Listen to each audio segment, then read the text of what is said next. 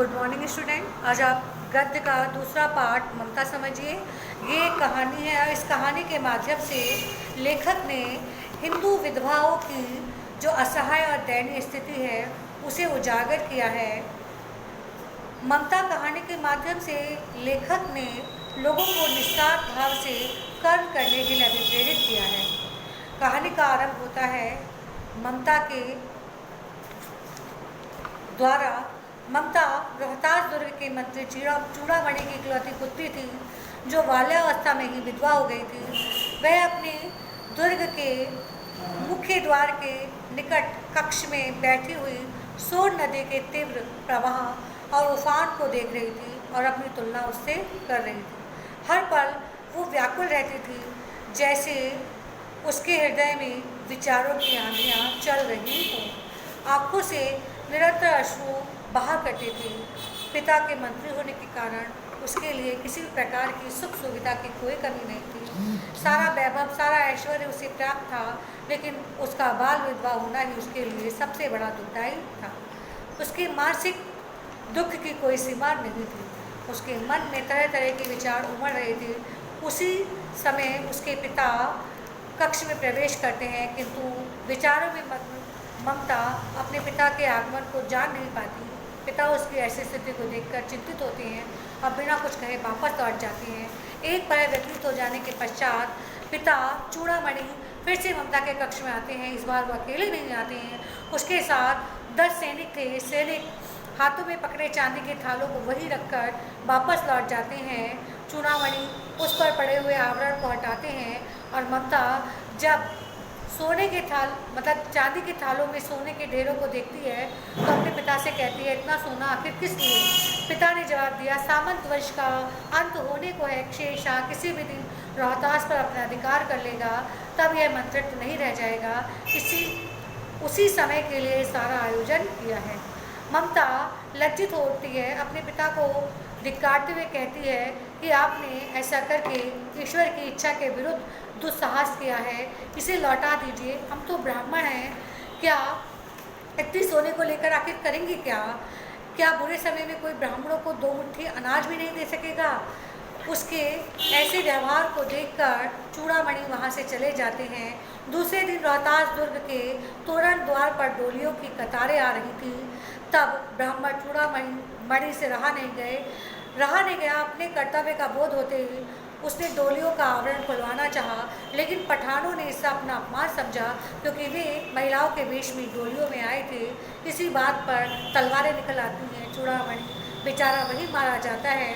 रोहतास के राजा रानियों खजाने पर शेरशाह का अधिकार हो जाता है। ममता उनके हाथ नहीं लगती।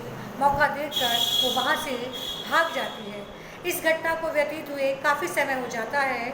बनारस के उत्तर में धर्मचक्र विहार में बने मौर्य और गुप्त सम्राटों के कीर्ति स्तंभ जो अब लगभग खंडहर अवस्था में थे, वहाँ वृक्षों की छाया में बैठकर ममता गीता का पाठ कर रही थी। अचानक उसका पाठ रुक जाता है। उसे आहट सुनाई देती है।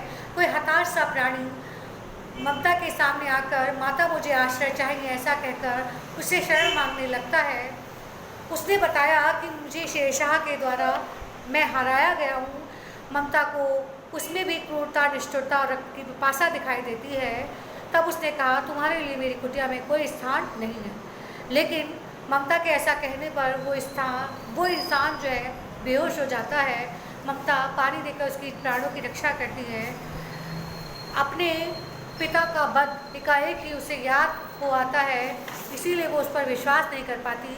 लेकिन अतिथि की सेवा करना उसके जीवन का परम कर्तव्य है। इसे याद करके वो उसे विश्राम देती है।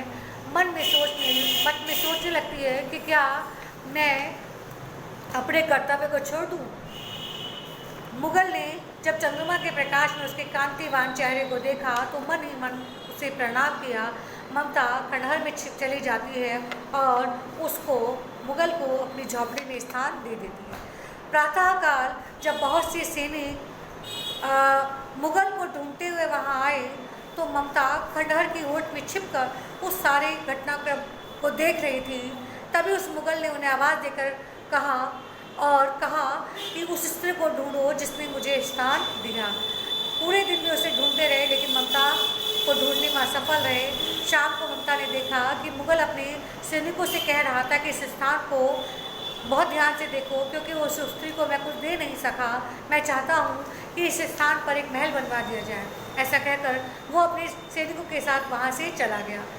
चौसा के मैदान में पठान और मुगलों के बीच जो युद्ध हुआ था, चौसा का युद्ध, उस युद्ध को हुए बहुत समय बीत जाता है।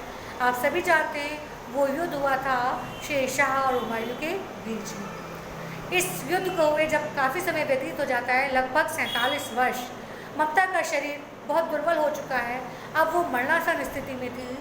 उसकी सेवा के लिए गांव की 2-3 स्त्रियाँ उसके पास बैठी थी, क्योंकि जीवन भर ममता ने भी दूसरों की सहायता की थी। उसी समय एक अश्वारोही अर्थात घुड़सवार वहाँ आता है और नक्शा देखकर उस स्थान को ढूंढने लगा और कहने लगा, किससे पूछूं कि शहंशाह हुमायूं ने किस छप्पर के नीचे विश्राम किया था। 47 वर्ष पुरानी घटना थी। ममता उसे अपने पास बुलाती है और उससे संबोधित होकर कहती है, मुझे नहीं मालूम वह कौन था, किंतु उस मुगल ने यहाँ एक रात बिताई थी। मैं जीवन भर भय से आशंकित रही, अपनी झोपड़ी टूटने के डर से मैं भयभीत रही, किंतु अब तो मैं मृत्यु की गोद में बैठी हुई हूँ। किसी भी क्षण अपने प्राणों को त्याग सकती हूँ। अब तुम चाहे यहाँ महल बनवाओ या भवन, मैं अब चिर विश्राम को जा रही हूँ, अर्थात मृत्यु की गोद में समा रही हूँ। यह कहते हुए ममता हमेशा के लिए चिर निद्रा में लीन हो गई, अर्थात मृत्यु को प्राप्त हो गई।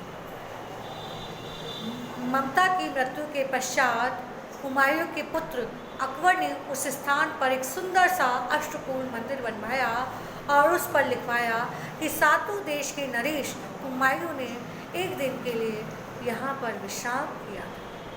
उसके पुत्र अकबर ने उसकी याद में इस गगनचुंबी मंदिर को बनवाया है। ये सब तो किया, लेकिन दुख की बात ये थी कि जिस ममता ने हुमायूं को वहाँ स्थान दिया था, उस ममता का उस शिलालेख में जिक्र भी नहीं। तो कहानी के द्वारा लेखक ने ये सिद्ध किया कि मनुष्य स्वार्थी होता है।